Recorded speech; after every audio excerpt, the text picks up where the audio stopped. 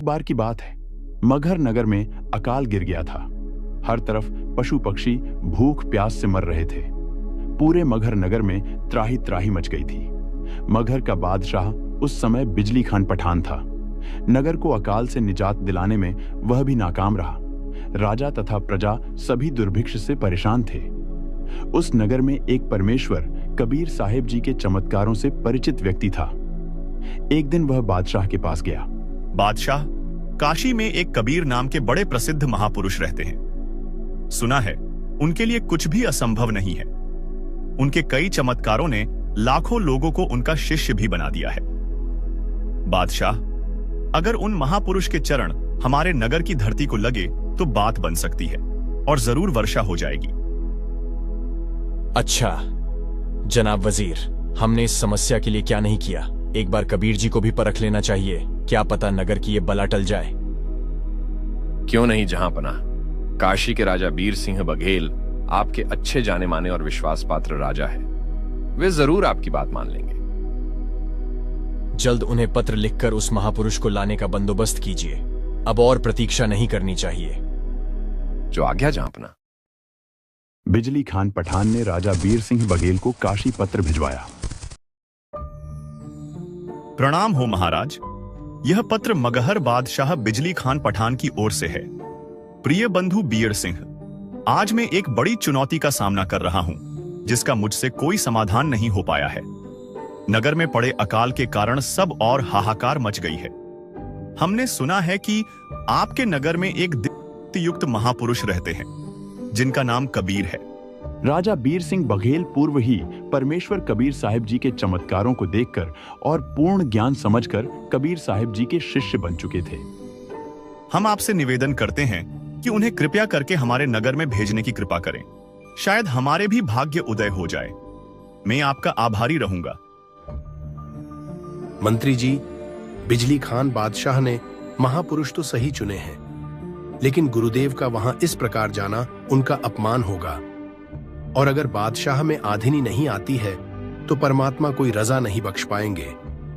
उन्हें पत्र से जवाब में विनती कीजिए कि वे स्वयं ही आए और गुरुदेव को विनती कर अपने साथ ले जाएं और अपना समाधान करवाएं।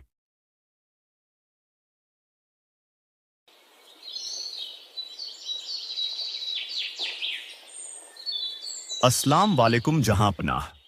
यह पत्र काशी नरेश राजा बीर सिंह बघेल जी की तरफ से है। प्यारे बंधु बिजली खान जनाब, मैं आपके पत्र को स्वीकार कर चुका हूं और मैं ये खुशी जाहिर करना चाहता हूं कि आपने बिल्कुल ठीक और 100 आने सही महापुरुष को चुना है। मैं दृढ़ता के साथ आपको विश्वास दिलाता हूं कि आप अल्लाह की जात परमेश्वर कबीर साहिब की रजा से जरूर इस समस्या से छुटकारा पा जाएंगे, क्योंकि मैं स्वयं उनसे खूब परिचित हूं और उनका ही भक्त भी बन चुका हूं। लेकिन मैं आपसे निवेदन करना चाहूंगा कि संत मते के अनुसार महापुरुष या संत महात्मा को आदेश देकर बुलाना उनका अपमान ही है, क्योंकि इस प्रकार वे आपके नगर आ भी जाएं और रजा न बख्शे तो कोई औचित्य नहीं रह जाता। मैं आपसे अनुरोध करूंगा कि आप स्वयं ही उनके पास आए और प्रार्थना करके अपनी समस्या बताएं। निश्चय ही मगहर की यह अकाल की समस्या नहीं रहेगी। जनाब वजीर, काशी चलने की तैयारी की जाए। हम स्वयं ही चलकर उनसे यह अनुरोध करेंगे।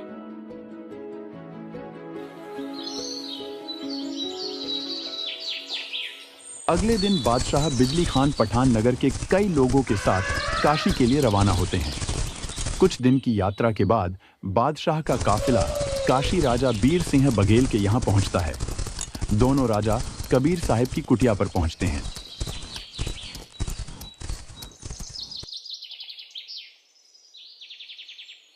प्रणाम हो गुरुदेव। गुरुदेव, आज आपसे मिलने मगहर के बादशाह बिजली खान पठान आए हैं। अस्सलाम वालेकुम कबीर जी।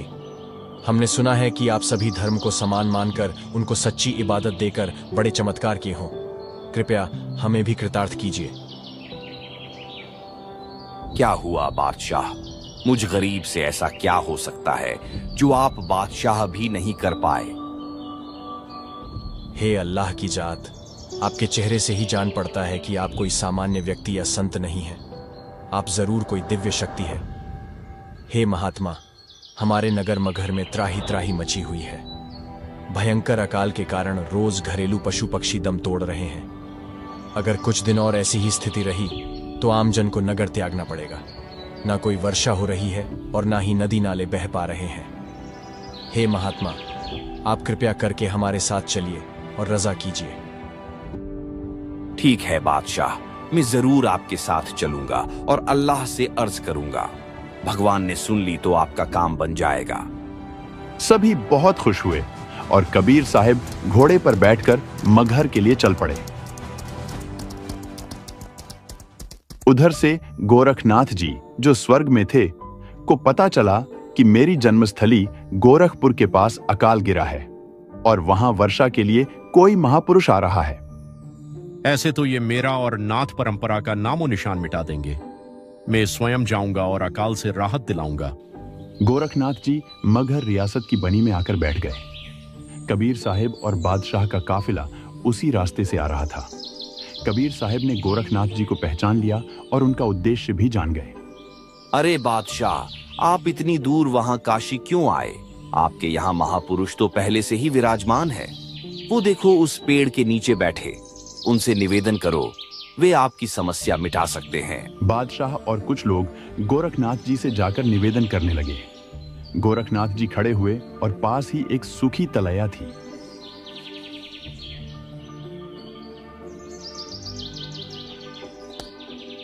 एक तेज पानी का फंवारा निकला और देखते ही देखते पूरी तलैया भर गई और फंवारा रुक गया। देखा बादशाह, आपके नगर के प्रसिद्ध महापुरुष तो यही बैठे हैं। आप बिना किसी वजह के काशी गए।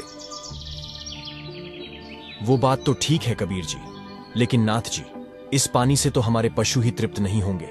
भरपूर पानी की आवश्यकता है। अच्छी वर्षा हो, ऐसा कुछ कीजिए। इस नगर में वर्षा का कोई संयोग नहीं है और ना ही कोई करवा सकता है। बुलाओ उसे जो यहां वर्षा करवा दे। मैं भी देखता हूं ऐसा कौन है। इस नगर का यही क्रमलेख है। अभी 2 वर्ष कोई बरसात नहीं होगी। ऐसा कहकर गोरखनाथ जी जाकर बैठ गए। बादशाह, आप लोग घर जाइए। मैं यही बैठकर अल्लाह से दुआ करता हूं। अल्लाह ने चाहा तो कुछ देर में वर्षा हो जानी चाहिए। जैसी आपकी आज्ञा महात्मा, लेकिन हम घर जाकर क्या करेंगे? आपको ऐसे छोड़कर कहां जाएंगे? बादशाह और नगर के लोग मायूस से होकर दबे पांव नगर की ओर चल पड़े। कबीर साहब उस तलैया से कुछ दूर जाकर बैठ गए। बादशाह और सैनिक कुछ ही दूर पहुंचे थे कि इतने में चारों तरफ भयंकर काली घटाएं छा गई। नगर के सभी लोग गदगद हो गए।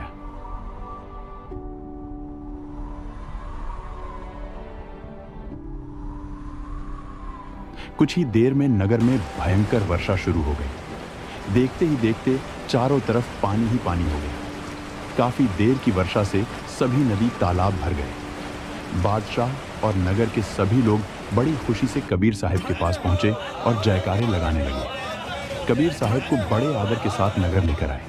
बादशाह, बिजली खान पठान ने तथा कई अन्य लोगों ने कबीर साहब जी से दीक्षा प्राप्त की।